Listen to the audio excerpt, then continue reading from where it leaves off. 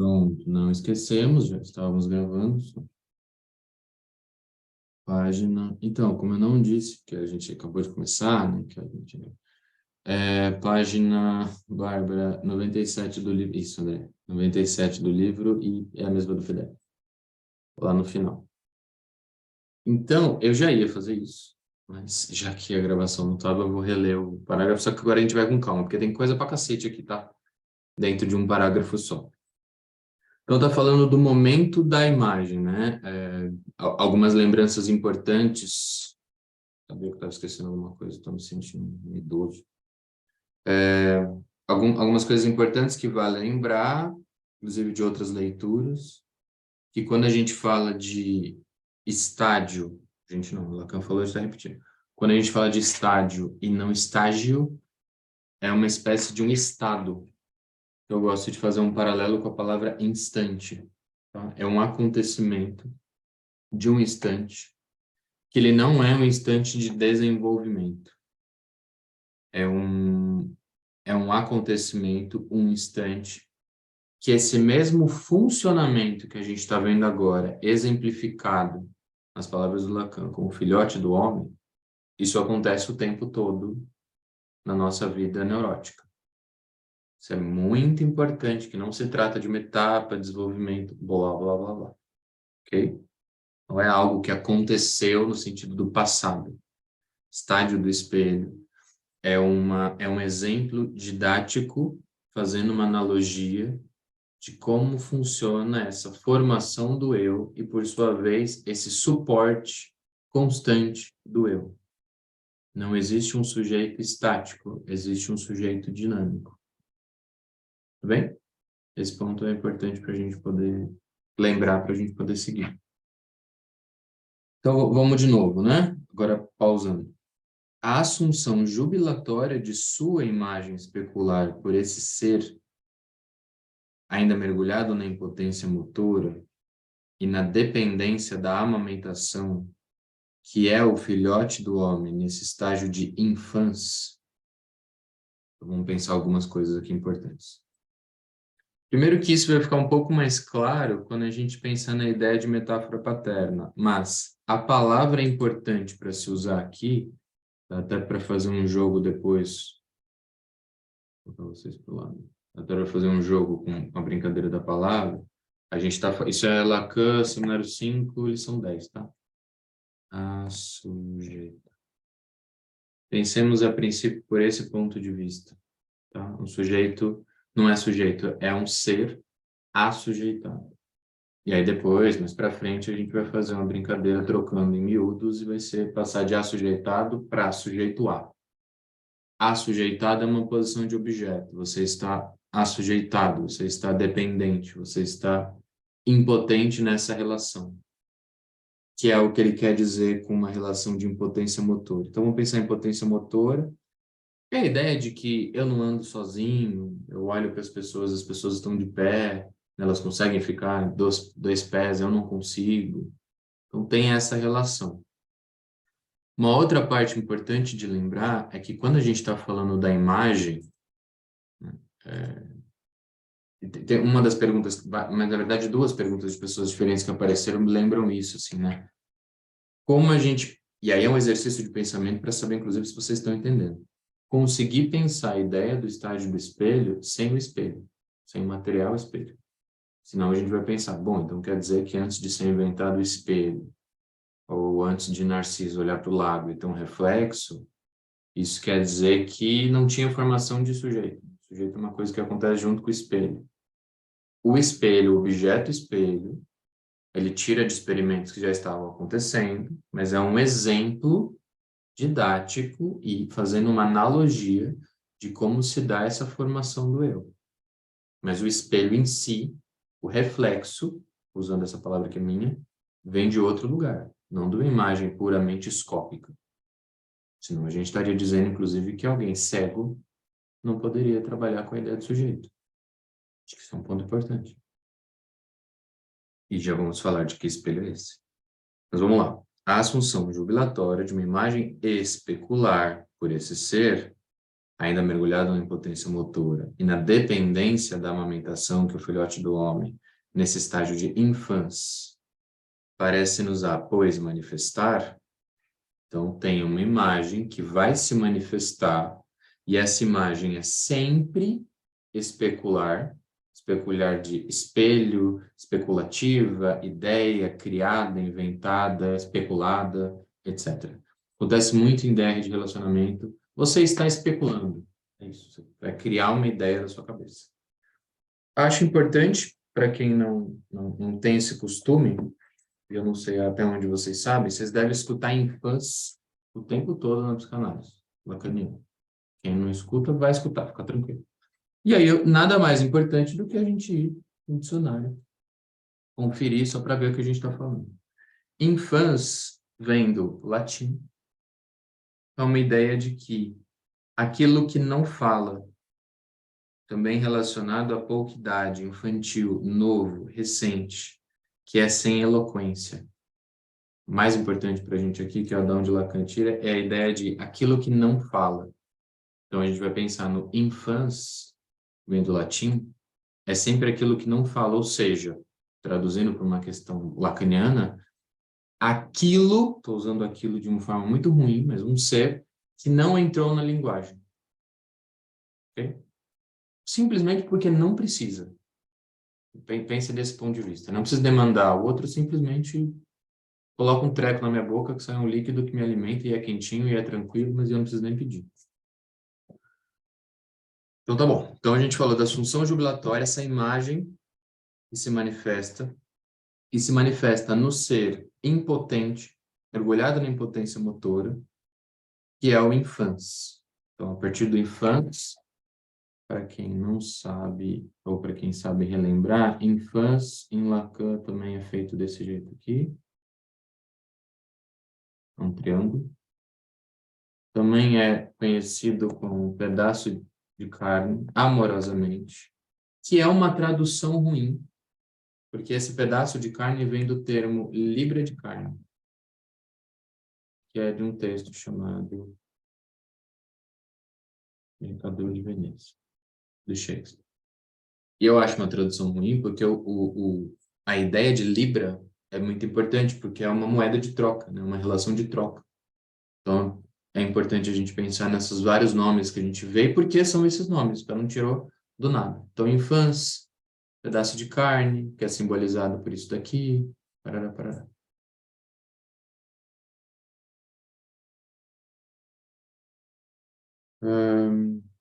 Beleza. Então, a imagem que se manifesta, tal, tal, tal. Agora vem a minha parte preferida. Numa situação exemplar, a matriz simbólica em que o G se precipita numa forma primordial. Então, que porra é essa? Quando você... Vamos pensar na ideia de matriz, né? Essa ideia de matriz, ele tira, entre outros lugares, está lá no... Foi citado uma vez na página 55 dos escritos na Carta Roubada. Porque eu lembro 55? Não sei. Sintoma, deixa ele aí. Que é a ideia que o Lacan vai dizer que a cadeia significante dele vem de algo chamado, funciona como uma cadeia, assim como as cadeias de Markov e Poincaré. Então ele tira desses dois tiozinhos essa ideia de cadeia. E depois a gente vai falar sobre isso, depois vou falar mais sobre isso, mas pense na cadeia de Markov como um cálculo para que, muito usado, por exemplo, antigamente. Hoje em dia as máquinas fazem isso. Por exemplo, para você saber a previsão do tempo. É um cálculo probabilístico. O que significa isso? Significa que você consegue fazer um cálculo de que se no sábado choveu, por exemplo, mais citado quando você vai falar de cadeia de Markov. Quando no sábado choveu, no domingo choveu, 40% das vezes, segunda chove também. Estou tirando isso do nada, só a título de exemplo. Agora, quando choveu no sábado, fez sol no domingo, e aí 60% das vezes na segunda faz sol. O que se chama esse cálculo probabilístico? Eu coloco esse cálculo em uma cadeia. E essa cadeia se chama Markov. É a cadeia do tiozinho que inventou, chamado Markov. Beleza. E esse encadeamento, ok?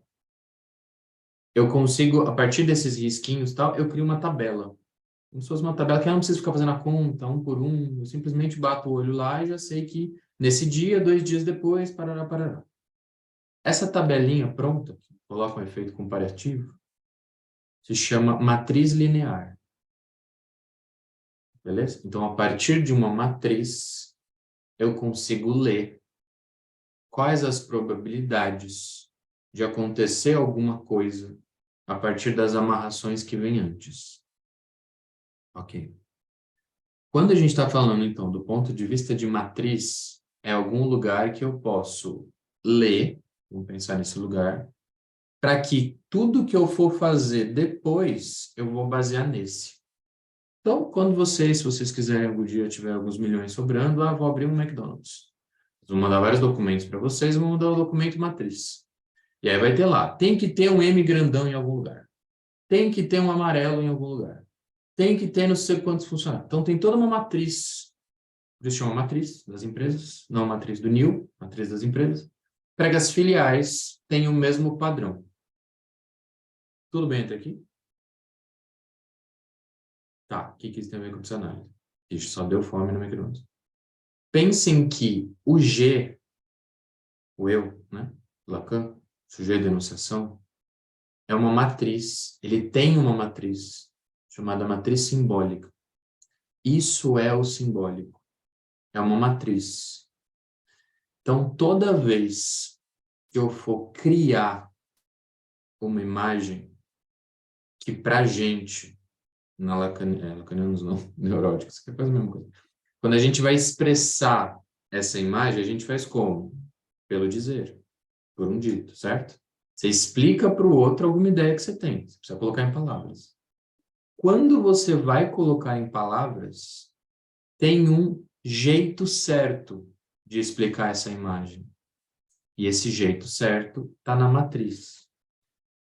Não é uma matriz universal. É uma matriz de cada neurótico.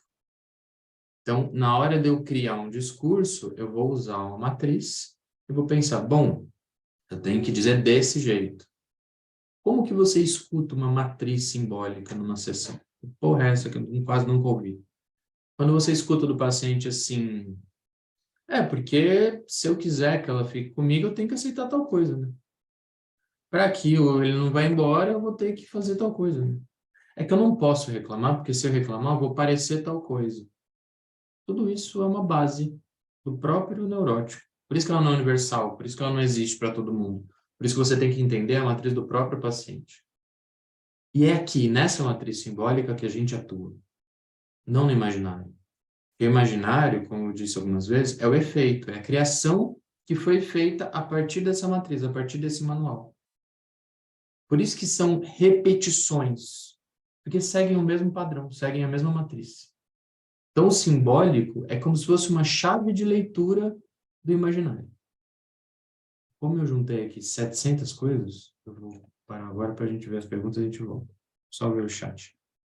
Úrsula, a matriz simbólica é finita e fechada para aquele neurótico, mas o simbólico seria infinito, mas finito para cada sujeito? Então, eu entendi o que você quis dizer com matriz simbólica é finita e fechada. Talvez fechada não. Porque se ela fosse fechada... Da Úrsula. Aqui. Porque se ela fosse fechada, o nosso trabalho não funcionaria. A gente não conseguiria fazer nada pelo paciente. O paciente ia trazer uma coisa e falar, bom, é isso.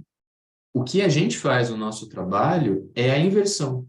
O que o paciente entende como uma realidade absoluta, a gente chama de imaginário.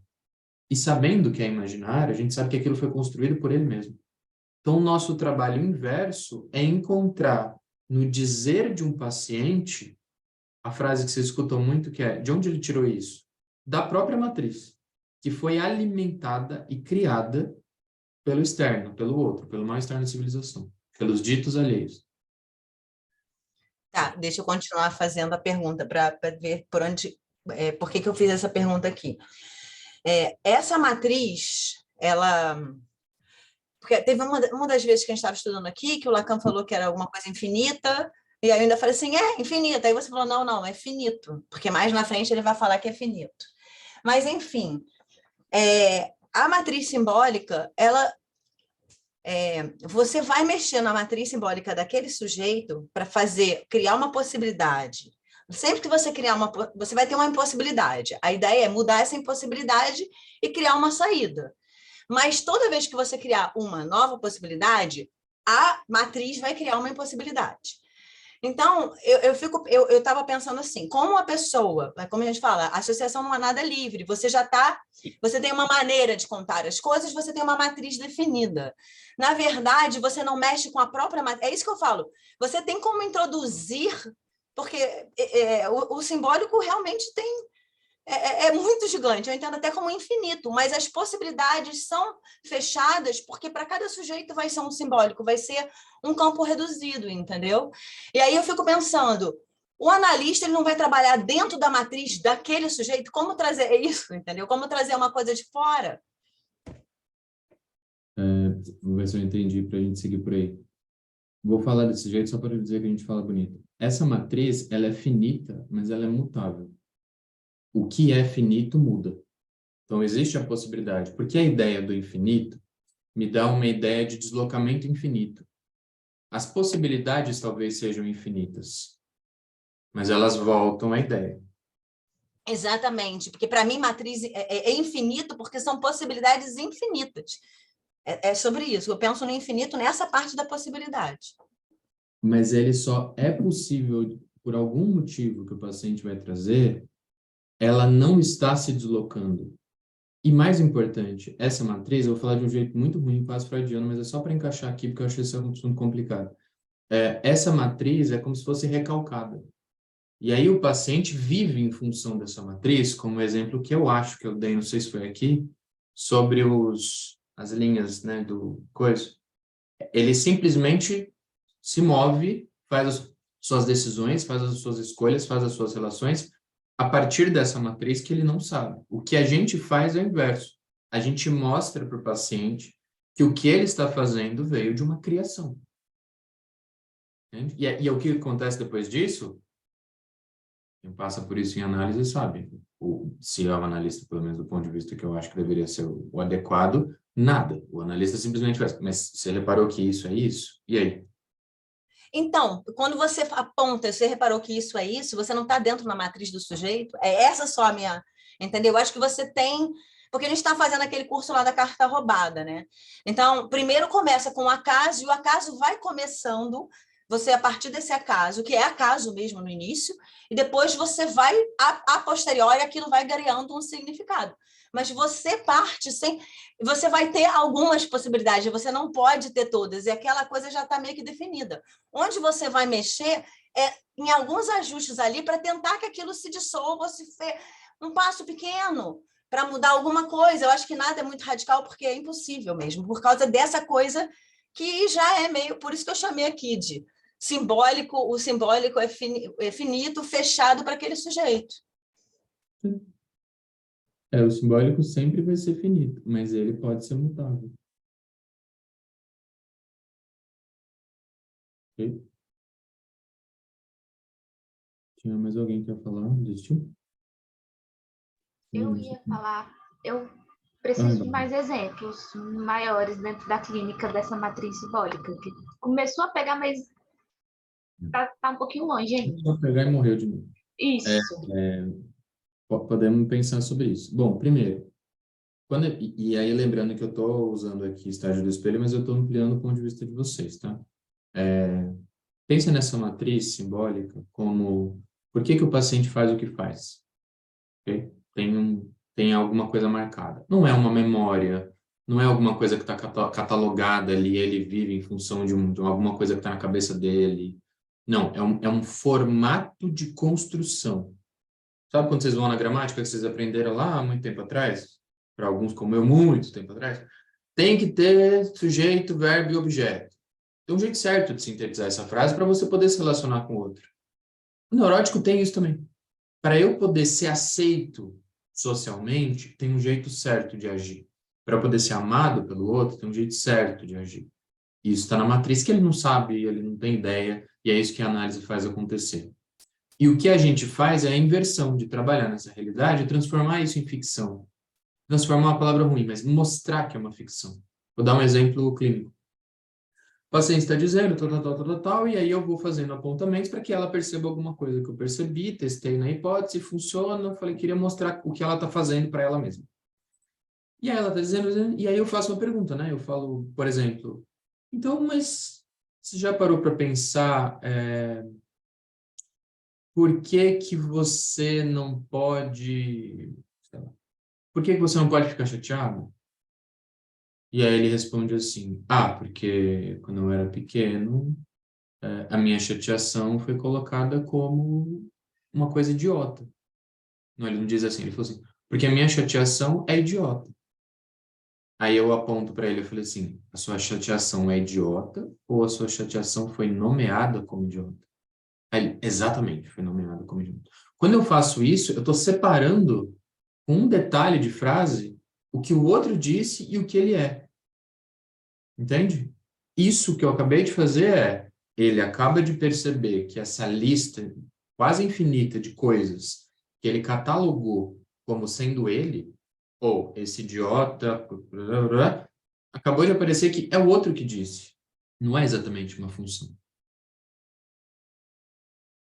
Entende? E a gente faz isso aos poucos. Um texto, por exemplo, como o Urso comentou, que é o Carta Roubada, ele vai mostrar como que se constrói isso. Como que se constrói, de um lado, se constrói a matriz e do outro, principalmente no Carta Roubada, como a analista escuta isso. Que a gente aparenta, que é o que ele fala no Seminário 2, aparenta que tudo que está vindo ali é aleatório. É tão aleatório quanto essa ideia que eu acabei de falar, que você vai no McDonald's do shopping tal e tem as mesmas configurações da matriz lá, sei aonde, que país. Não é aleatório. É uma matriz que veio de algum lugar, só que ela é mutável. Oi, José.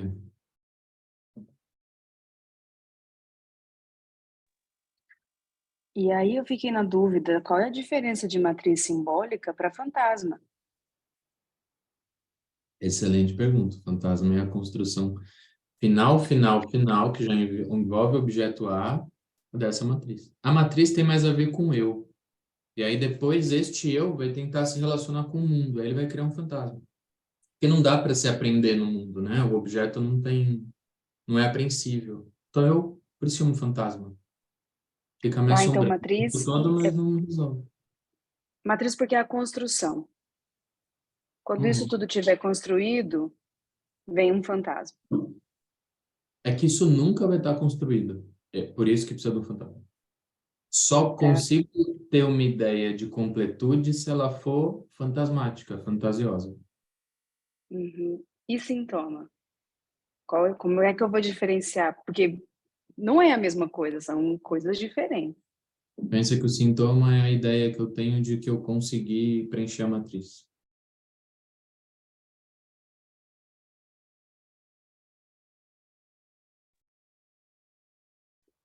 Essa matriz, tem o ideal do eu aí dentro, tem os ditos, né? E tem também essa questão que você falou na última vez sobre o imago, que é essa concepção de um modelo ideal de mãe, de pai, de filho, etc. Seria uma mescla disso tudo? Sim. Por isso que é simbólica. Simbólico é ideal do eu, vem de fora, vem do outro. Percebam que quando a gente está falando, e a gente, se der tempo, a gente vai entrar, tudo isso vai ter uma relação dialética, que é quando essa matriz está posta e ela é o simbólico. O imaginário é o que eu criei e eu estou tentando apresentar baseado nessa matriz. E aí, o que vocês chamam, fazendo um paralelo aí do McDonald's, o que vocês chamam de reconhecimento do neurótico é como se fosse a auditoria do tiozinho que vai lá ver se a filial do McDonald's está de acordo com a matriz. Isso é o reconhecimento neurótico. Entende? Então, por que eu perco tempo, né? Não sei nem se dá para chamar assim. Porque eu acho que eu não escuto falar muito por aí matriz simbólica. Desde a primeira vez que eu ouvi, achei isso muito importante. porque dá uma ideia do que a gente está ouvindo, não veio do nada. Dá uma ideia de que o que eu tenho que ouvir é um padrão. Por que vocês ouvem repetição? De novo, porque sai do mesmo lugar. Por que vocês apontam a repetição? Porque vocês apontam a matriz. E é isso. E vocês percebem que se todas... Pensa de novo a analogia do McDonald's, que a pouco tem para pagar royalties. Pensa o seguinte, se eu ficar mexendo nas filiais, no imaginário, eu vou mudar e quando a matriz voltar, ela vai colocar tudo no mesmo padrão, tudo igual, tudo de novo. Se você quiser mexer no todo, você vai mexer no simbólico. Se você vier aqui na matriz do McDonald's e falar assim, agora não vai ser M, vai ser um rosto de um palhaço. Todas as filiais vão mudar para um rosto de palhaço. Todas as criações imaginárias vão mudar para um rosto de um palhaço. Por isso que o nosso foco é no simbólico e não no imaginário.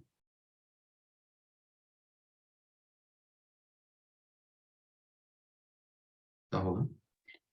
Ô, Felipe, então, matriz tá no simbólico, fantasma tá no imaginário, porque é uma criação? Não, o fantasma está em mais de um lugar, porque o fantasma, pensa nele como separado, tem um componente, tem o objeto A, e o objeto A envolve os três. Então, não poderia falar do fantasma como uma construção só simbólica. Se a gente for levar em conta o grafo, ele estaria no simbólico, mas o Dunker, vocês veem que eu não respondo, né? Só vou dando indagações para vocês. Mas o Dunker diz que o fantasma não está no nobo-romeano, porque o nobo-romeano todo é o fantasma. Joguei ele. Oi, Wilson.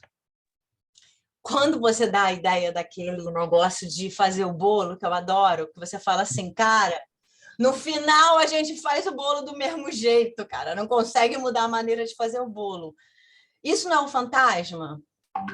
Tu faz o bolo e aí, quando você atravessa o fantasma, você está descobrindo exatamente como é que você está fazendo o bolo. Fantasma é a ideia que você tem de que todo mundo vai gostar do seu bolo. Quando você terminar ele. Tá. É isso. Por isso, gosto mais da palavra fantasma do que fantasia. Algumas pessoas, no momento que não estavam entendendo, falam, você está falando desse fantasma. Ah, entendi. É porque a tradução, às vezes, fantasma, às vezes, fantasia. Mas por isso que ela é fantasiosa, por isso que ela é fantasmática. Você não consegue aprender. Você consegue repetir, mas não consegue aprender. E por isso que eu faço fantasma analogia do plano infalível do Cebolinha para pegar o Sansão. Não funciona. E ele sempre repete. De uma certa forma, você está repetindo a fórmula, você sempre faz igual.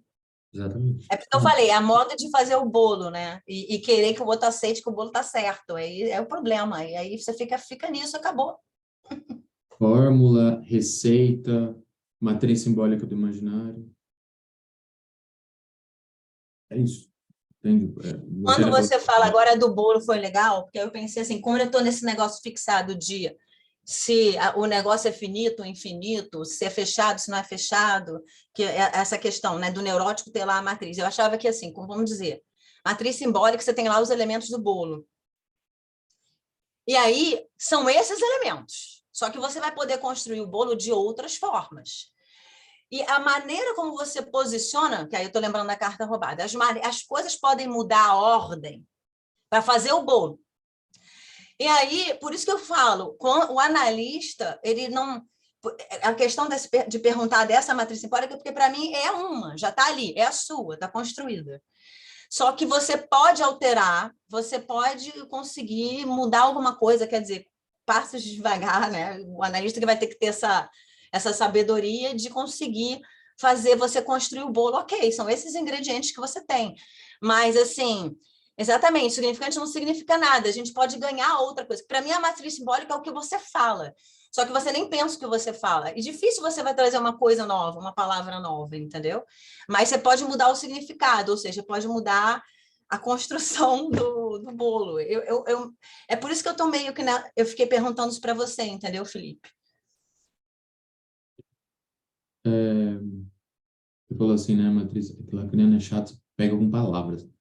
E eu concordo com tudo que você disse. Uma palavrinha só que você disse assim, a matriz simbólica é o que você fala. Eu diria que a matriz simbólica é como você fala.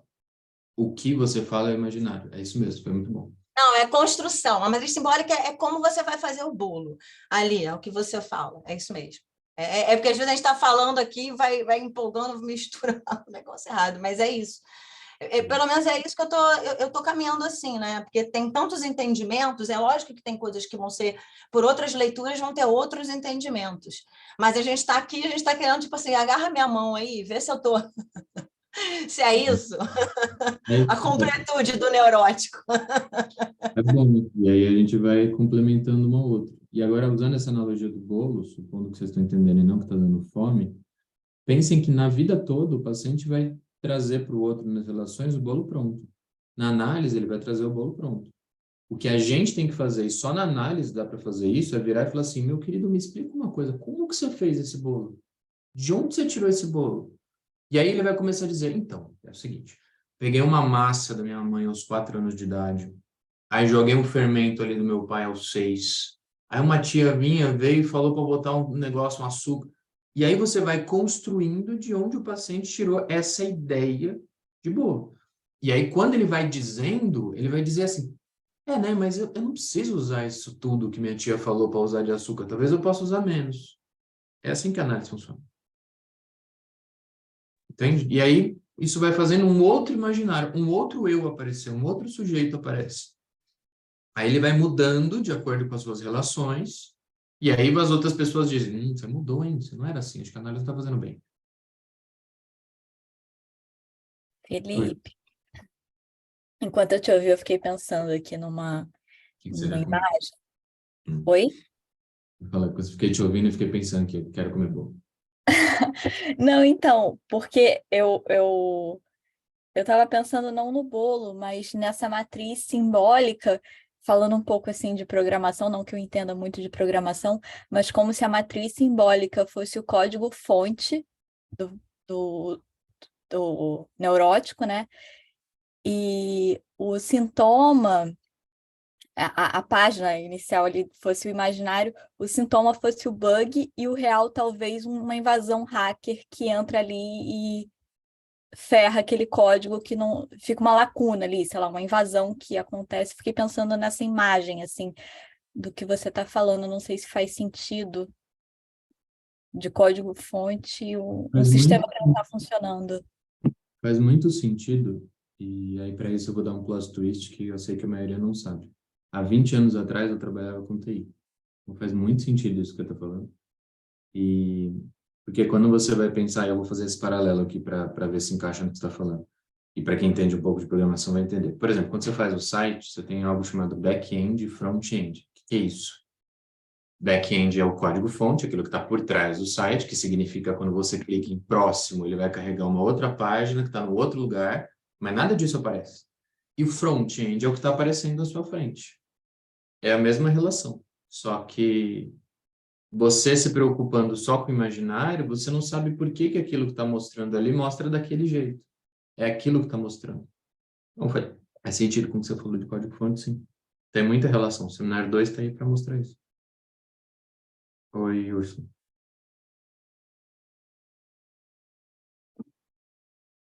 Não? Ih, tá mudo, o Urso tá no mudo. Volta, por favor. Tá me escutando agora? Agora. A fala da Cissa, né? Jéssica. A fala da Cissa me remete, inclusive, nessas coisas de inteligência artificial que a gente tem visto. E uma das últimas matérias que eu vi era de um programa do Google falando que as máquinas vão ganhar consciência, e até um artigo do... Ai, meu Deus, como é o nome dele? Do Beividas, que era um cara que trabalhou aqui na UFRJ, fez um artigo falando sobre a consciência não estar no cérebro, mas estar externa.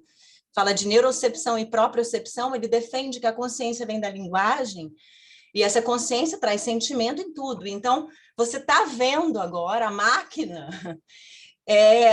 com uma possibilidade de sentimento e consciência. Por quê? Porque se você faz uma leitura desse tipo, de que a linguagem está fazendo tudo, vai criando tudo, por que a gente não poderia ter, né, máquinas com sentimento? Porque sentimentos são expressões de uma linguagem. Você aprende também. O sentimento... Porque, assim, senão você não pode falar sobre. Você fica ali remoendo, sofrendo, porque é um sentimento que você aprendeu o que era. Entendeu? E vem de fora. Então, assim, eu não vejo nenhum problema da máquina ter sentimento. Eu acho que isso é possível, porque a gente aprende a ter os sentimentos. Vem tudo de fora. O campo eu não acredito que é uma questão do cérebro. Assim como a gente não explica Deus, a gente não explica a linguagem. E a linguagem tá. Enfim, Big Bang começa daí.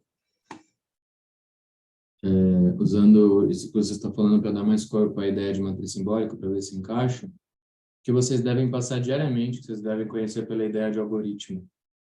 Por que que quando você vê determinado item, por exemplo, não sei se vocês sabem, no Instagram, quando você passa, o tempo que você leva num Reels, numa postagem, é marcado para que o Instagram te mostre mais daquilo. Ou seja, vocês percebem que o que eles chamam de algoritmo está aprendendo sobre você, criando aquilo que vocês interessa a vocês, para apresentar de novo a você, e aí cria essa relação de repetição.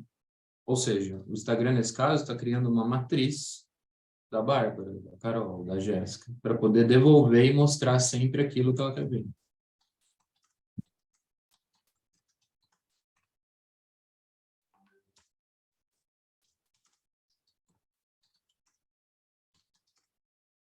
Ok? Então, tem matriz simbólica de bolo à internet.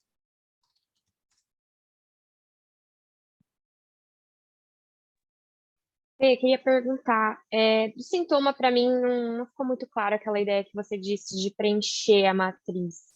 Você podia exemplificar melhor? É que eu dei uma resposta rápida de propósito para não fugir do tema. Mas pensa no sintoma como algo que eu falei recentemente, né? Quando você vai pensar no sintoma como uma metáfora, o sintoma diz alguma coisa que eu não digo. O sintoma expressa alguma coisa que eu não expresso. Então, ele responde alguma coisa que eu não preciso me haver. Ou seja, se eu tenho uma determinada matriz, se eu tenho um determinado jeito de ser, e eu não consigo, eu não quero ser dessa forma, que aí entra no outro âmbito do desejo, o sintoma tampona isso. O sintoma diz aonde eu não digo.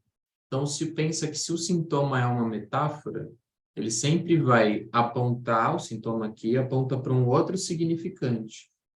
Onde esse outro significante está? Na matriz. Então, vou dar um exemplo tosco da psicanálise. Se eu tenho um ideal, né, dito o tempo todo, que você tem que ser homem, você tem que ser macho, que você tem que dar tiro para o alto, você tem que usar azul, você tem que fazer não sei o quê. Tem um padrão. Você tem que ser o pegador, você tem que dar conta de todo mundo. Blá, blá, blá. Como eu me vejo, como eu me relaciono com esse dito? Qual o sintoma que vai aparecer que se relaciona com isso? Ejaculação precoce, impotência sexual. Vai responder diretamente a isso. Ah, Felipe, mas aí tá falando de um ideal e eu tô indo exatamente contra o ideal. Sim, neurose. Entende? Então, o jeito que eu tenho de não ser e desaparecer, não fazer esse ideal acontecer, é o sintoma, por exemplo. Uma das outras formas é o sintoma. O sintoma responde aquilo que eu não quero me haver, eu não quero lidar com isso agora.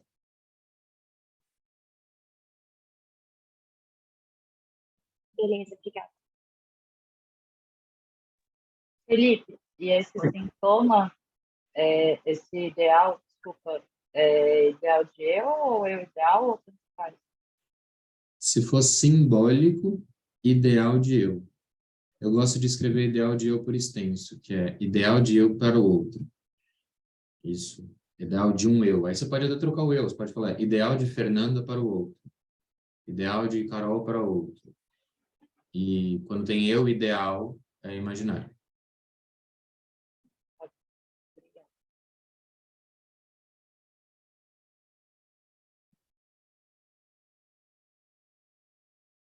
Ok? Então, bom, um parágrafo, tá? Aí eu vou só ir na sequência agora para dar um peso do que a gente está falando, vamos desde o começo. Então, a associação jubilatória de sua imagem especular, por esse ser ainda mergulhado na impotência motora e na dependência da amamentação, que é o filhote do homem, nesse estágio de infância, me incomoda um pouquinho essa palavra estágio, mas ok, parece-nos pois, manifestar numa situação exemplar a matriz simbólica em que o G sujeito do inconsciente, entre 400 aspas, como eu já expliquei, ou sujeito da enunciação, se precipita, parece, numa forma primordial. Ou seja, como eu acesso essa matriz simbólica? Pelo imaginário. Okay? Através do imaginário, eu consigo entender. Então, você não acessa o simbólico. Estou fazendo aqui uma analogia didática, tá? Vocês percebem aqui, ó, a partir da imagem especular, parece-nos-á, pois, manifestar numa situação exemplar a matriz simbólica. Ou seja, usando a analogia do McDonald's, você nunca foi na matriz, você não sabe o que é McDonald's. Se você visitar 10 filiais, eu aposto que vocês conseguem criar um padrão de funcionamento dessa marca, certo?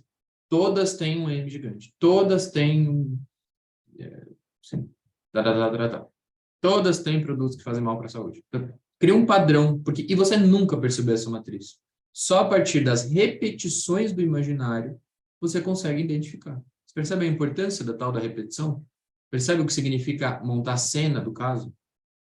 Essas cenas que você tem de exemplo são essas visitas em filiais que você vai.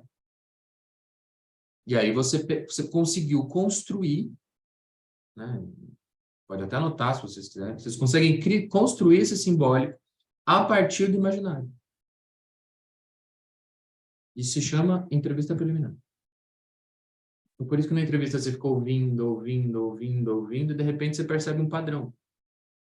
Exatamente, como disse a Úrsula, não tem associação livre. Por isso que o Lacan vai criticar a ideia de livre, porque não é livre. Ela segue esse padrão, ela segue essa matriz. O que a gente faz na psicanálise lacaniana é entender o simbólico. E o simbólico é da onde eu tiro todas as repetições. De onde? Felipe. Oi, Lucas. E aí o simbólico vai se estruturando ao longo de não sei quanto tempo, mas a partir desse imaginário que você está falando, dessas cenas. Daria para falar que o imaginário vem antes? Então, é um bom ponto. Mas o primeiro ponto do Lacan vem sempre ao mesmo tempo. Os três é como se fosse um efeito. Eu escutei um exemplo, infelizmente não lembro, eu acho que é da Michelle, não tenho certeza, que você vai pensar na ideia dos três como se fosse um carimbo. Quando você dá um carimbo, levanta, imagina ter escrito RSI ali, aconteceu ao mesmo tempo. Então, esse é o primeiro ponto. E outro, eu não sei se quando você disse estruturado, você quis dizer na hora que alguém está falando ou na história, sei lá, de um sujeito, na vida dele, né, de criancinha ali. Mas e aí eu já respondo ao mesmo tempo que eu perguntei, o simbólico é estruturado discursivamente. O que é isso? Por isso que quando um paciente me conta, eu consigo entender a estrutura dele. É como se fosse uma estrutura de sintaxe. Então, se alguém vira para mim e fala assim, eu não gosto de homem, eu não gosto de mulher, eu não gosto de bolo. Qual o padrão? Eu não gosto. O objeto vai mudando, mas eu estou entendendo. Entende? Então, a gente vai escutar sempre, todo mundo, inclusive psicose, vai sempre contar as coisas e contar o mundo a partir do ponto de vista imaginário. A gente vai tentar escutar o simbólico. E por isso que eu digo tentar, porque se você não conseguir fazer toda essa estruturação, você vai numa filial, tem um M, você vai na outra filial, tem um boi, você vai na outra, tem um livro. Não tem padrão, psicose. Isso que eu ia perguntar, no que não tem a matriz. Isso. Não tem a matriz que daqui a 400 anos a gente vai pensar na ideia que chama o nome do pai. Não tem de onde eu tiro isso. Por que o Lacan chama de metáfora do pai? Porque diante da falta, eu olho para esse lugar fixo e tiro dele alguma coisa. Eu crio uma metáfora do pai.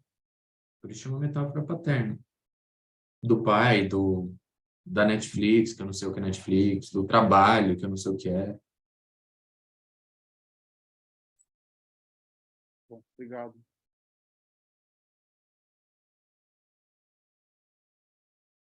Estou supondo que está rolando, tá? Então, beleza. Matriz simbólica em que o G não é o eu, é o G. Tá? Isso que sempre vai aparecer aonde não aparece. Isso que não está explícito. Por isso que o sonho tem um padrão de repetição. A pessoa sempre sonha 10 sonhos diferentes, mas você tenta encontrar alguma coisa ali no sonho que sempre tem. Okay? Se precipita de uma forma primordial. Eu uso exatamente isso que é primordial para pensar todo o resto. Antes de se objetivar, antes de se transformar em alguma coisa objetiva, na dialética da identificação com o outro. E Felipe, estava indo bem, estava complicado, mas estava indo bem, agora fudeu um pouquinho. Dialética da identificação é, quando eu me identifico com o outro, eu não sou exatamente igual ao outro. Vocês vão lembrar quem estava aqui, quem não estava, a gente vai voltar nisso, porque isso volta sempre, a relação da dialética. E eu vou fazer muito rapidamente. Lembrando que esses termos não são de Hegel, dialética de Hegel, tá? Essa dialética que eu vou falar. Esses termos Hegel não usa. Ele usa outros, mas eu só vou falar esses para exemplificar. Tese, antítese, síntese. Ele usa em si para si, mas eu vou simplificar. Pensem. Primeiro eu crio uma ideia. Essa ideia é... Vou falar contraditória, mas o Safatli não ia gostar disso. Essa ideia vai de encontro contrário a essa, a negativa, e aí cria-se uma outra ideia. Essa outra ideia junta as duas primeiras. Vamos com calma. Isso vai percorrer o Lacan até o final da obra, depois muda. Mas vamos entender o que é isso de objetivar na dialética. Quando eu estou falando de uma identificação, pense em irmãos gêmeos, ok? Aqueles que a mãe e o pai... Não façam isso. Aqueles que a mãe e o pai colocam roupa igual, tudo igual. Aí eles saem do quarto, saem do outro, eles estão com a mesma roupa. Duas meninas estão com a mesma roupa. E aí uma olha para a outra, este tá igual a esse. Aí essa daqui faz assim com o cabelo e a outra prende o cabelo. Pronto, eu comecei a conseguir me separar desse outro. E para eu fazer essa relação dialética de identificação eu me posiciono, presta atenção, eu me posiciono em frente ao outro, depois que eu estou do lado, ou em frente ao outro, e a gente é supostamente igual, ou total oposto, eu crio uma outra coisa para poder me diferenciar. Isso se chama alienação e separação. É a mesma coisa do espelho. Eu olho para o espelho, tem um outro igual. Não é espelho material, tá? Eu olho para uma pessoa e falo, somos iguais nisso. Então, em que você é diferente? Igual ou diferente? É uma sanfona. Análise é uma sanfona. Enquanto eu falo análise é uma sanfona, Lacan vai falar no seminário 6 que análise é dialética. Entende? Então, análise é isso. Alguém vai dizer e falar, não, mas o fulano é muito chato. E aí eu fico chato. Ué, mas você falou chato aqui e falou chato aqui. Se vocês se aproximam enquanto chato, se vocês se identificam enquanto chato, onde vocês se separam? Aí cria-se uma outra coisa, uma outra relação de ser, uma outra relação de existir, que me inclui igual ao outro, porém me diferencia igual ao outro. Ok? Identificação dialética. E isso acaba quando? Quando vocês morrerem. Porque isso acaba o tempo todo. O tempo todo. A gente podia fazer um jogo aqui. Já li o seminário 1, já li. Mas eu li o 2. Sabe onde tem isso? Em Paulista. Paulista adora fazer isso. Compete quem sofre mais. Aí um vira pro outro assim e fala, pô, acordei mó cedo hoje. O outro fala, eu também. Mas eu acordei 6 da manhã. Aí o outro diz, não, acordei 5 e peguei um trem lotado. E o outro, eu acordei às 4, peguei um cipó, 3 trem e um cavalo. E o outro falou, nem dormi. Fica nesse...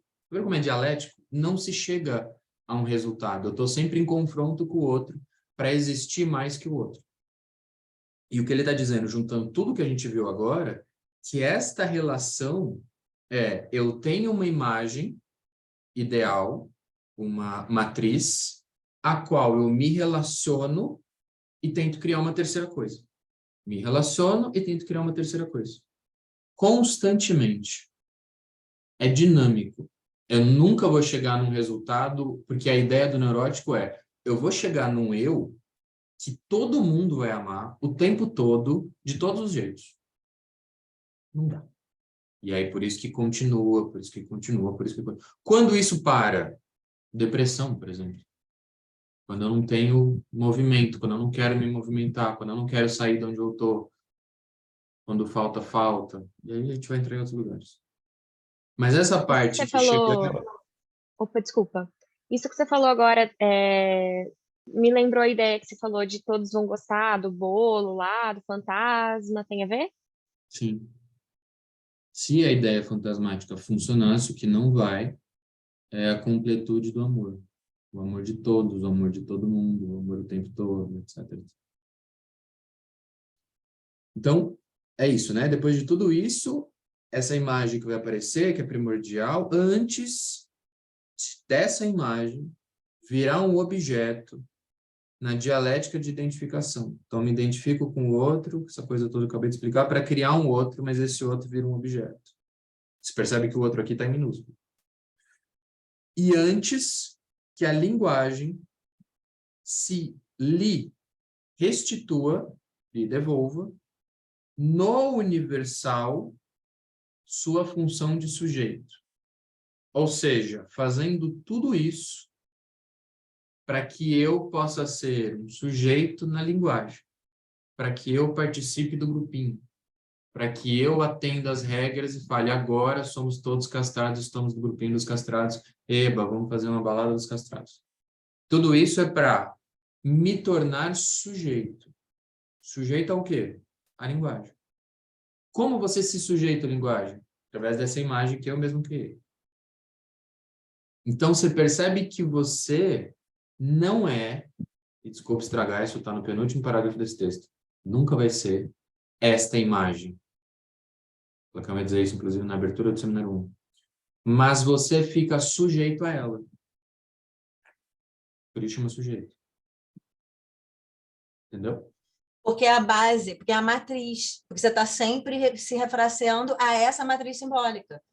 Porque essa imagem foi formada a partir da matriz simbólica, que foi dada, né? Você que está ali, não é que foi dada, mas é o que você teve acesso. Isso. Por isso que você aquela fica questão. sujeito a alguma coisa. Desculpa, Dada. Não, é aquela questão de que a pessoa fala assim, eu tentei fazer tudo diferente dos meus pais e eu já me vejo fazendo o que eles estão fazendo. Exatamente. Porque o diferente não é, o oposto não é diferente. E a matriz é a mesma. Por isso que eu falei, a matriz acaba sendo limitada. Na verdade, você tem que mexer em algumas coisas no sentido de mudar o que aquilo significa, né? Porque já está, tipo assim, o programa já foi feito, está programado, entendeu? Lascou-se. Porque foram os ditos que foram ditos, mas ainda tem chance de mudar. Exatamente, eu não acho que é determinista, por isso que eu estou aqui estudando, eu faço análise, mas não é fácil não, gente. E para que serve? Oi, André. Andréia. Só uma coisa que eu fiquei pensando, quando a gente está falando de uma mudança de posição subjetiva, né, que às vezes acontece numa análise, é como se fosse, então, isso que você está dizendo do bolo, que eu decido pôr menos açúcar. Sim, pode ser. É Uhum. como me posiciono... Ou trocar a ordem também, né, Felipe? Trocar a ordem de fazer o bolo, porque às vezes você está preso tão em fazer de um jeito que você não consegue ter de outro. Sim.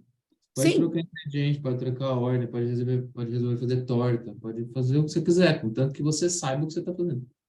Mas aí a matriz, ela, apesar de existir, eu imagino que não é que ela deixa de existir, mas ela passa a ter menos força ou menos potência naquele dito, naquela forma de influência. Ela não é a referência, a matriz, só que você pode mudar, porque assim, a matriz são as palavras, vamos, né, que eu não gosto de trabalhar, são os significantes todos. Só que você, tá bom, a tua matriz é essa, você está limitado aos significantes, é como se fosse a sua língua. Você não vai ter acesso a outra coisa, mas esses significantes, eles podem mudar de significação, podem mudar de ordem, pode mudar de lugar, e é só isso que a gente tem capacidade de fazer. Porque, assim, tu não vai inventar a roda, só que você vai usar de outra forma. Só isso não, é coisa para comigo. O que eu costumo dizer é que essa matriz, na análise, ela passa de uma escrita a caneta para lápis. Ótimo exemplo. E é aí que a gente... E o paciente não sabe disso.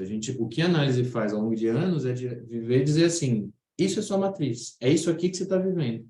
O que você quer fazer com isso? Quero continuar vivendo assim. Quero continuar porque meu casamento é lindo, eu tenho filhos, eu tenho não sei o quê, não posso deixar de sair desse lugar. E por aí vai. Mas para que serve tudo isso do ponto de vista clínico? Para que eu estou entendendo um parágrafo durante 1 hora?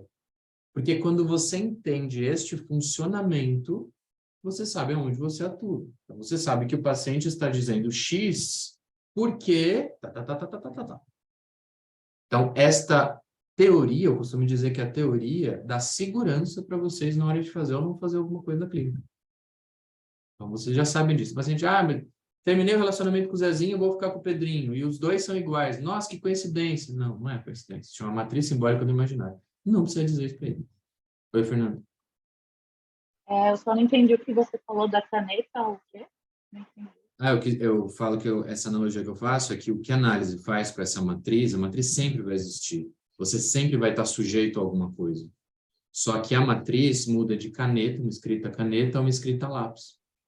Aí o paciente vai lá, paga, não precisa ser médico, vou fazer outra coisa. Ele passa a ter o controle desse lápis, controle é uma palavra ruim. Tá bom, entendi, obrigada. Essa matriz é um tutorial em um livro chamado assim, Como Ser Amado por Todo Mundo. Segue. Não rola.